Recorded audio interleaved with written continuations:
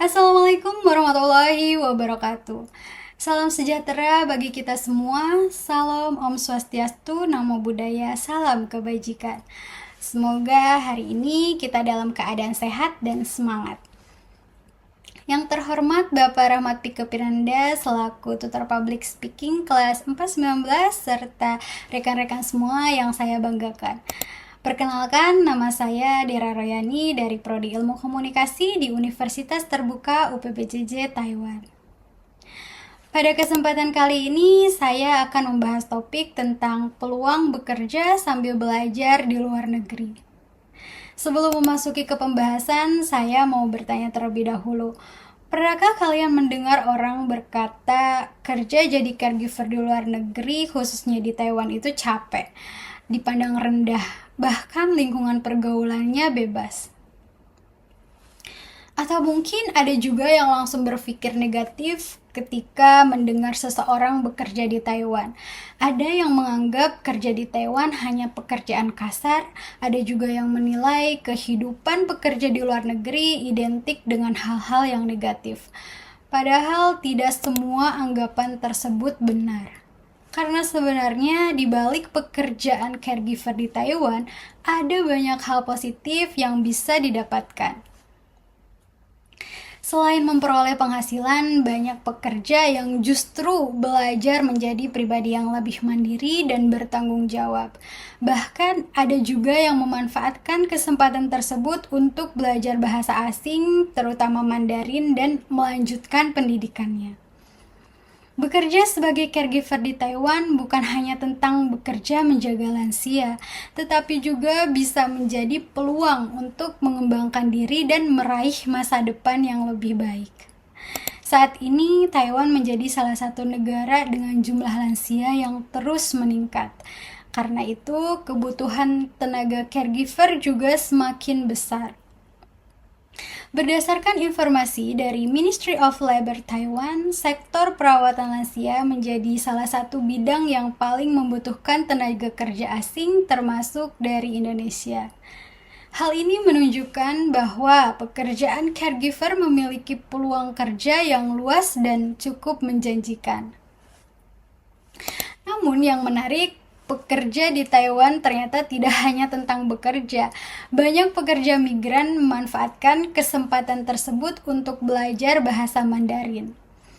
Pemerintah melalui Workforce Development Agency juga menyediakan berbagai pelatihan keterampilan dan bahasa bagi pekerja asing agar lebih mudah beradaptasi dalam kehidupan sehari-hari maupun lingkungan bekerja.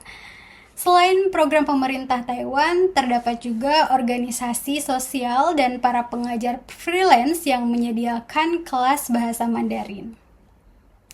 Contohnya, saya juga pernah ikut kelas belajar bahasa Mandarin di 140 dan Alan Lee Laoshi. Dari proses belajar tersebut, saya tidak hanya mendapatkan ilmu dan pengalaman, tapi juga mendapatkan sertifikat yang dapat mendukung peluang kerja di masa depan. Bayangkan, sambil bekerja, kita bisa mempelajari bahasa internasional yang sangat berguna untuk masa depan. Kemampuan bahasa Mandarin tentu dapat membuka peluang kerja yang lebih luas, baik di luar negeri maupun ketika kita kembali ke Indonesia. Selain itu, beberapa pekerja Indonesia di Taiwan juga memanfaatkan waktu mereka untuk mengikuti pendidikan atau kuliah secara online. Contohnya, saat ini saya kuliah di Universitas Terbuka. Walaupun tentu tidak mudah bagi waktu antara bekerja dan belajar, tapi banyak yang membuktikan bahwa bekerja sambil belajar tersebut tetap bisa dilakukan dengan niat, disiplin, dan manajemen waktu yang baik. Nah, teman-teman sekalian, dari sini kita melihat bahwa bekerja sebagai caregiver bukan hanya pekerjaan fisik semata. Pekerjaan ini juga dapat menjadi jalan untuk meningkatkan kemampuan diri, menambah pengalaman internasional, melatih kemandirian, dan memperluas wawasan. Mungkin pekerjaan ini juga terlihat sederhana, tetapi sebenarnya memiliki nilai yang sangat besar. Selain membantu para lansia yang membutuhkan perhatian, kita juga membantu diri kita sendiri untuk tumbuh menjadi pribadi yang lebih mandiri dan berpengalaman. Baik, sebagai penutup, saya ingin menyampaikan bahwa kesempatan belajar bisa datang dari mana saja, termasuk dari pekerjaan yang mungkin sering dipandang sebelah mata oleh sebagian orang. Bekerja sebagai caregiver di Taiwan dapat menjadi langkah untuk meraih pengalaman, kemampuan bahasa asing, dan masa depan yang lebih baik jika dijalani dengan sungguh-sungguh. Ingat, kalau orang lain bisa, kenapa kita enggak? Sekian pidato dari saya. Terima kasih atas perhatian teman-teman semua. Wassalamualaikum warahmatullahi wabarakatuh.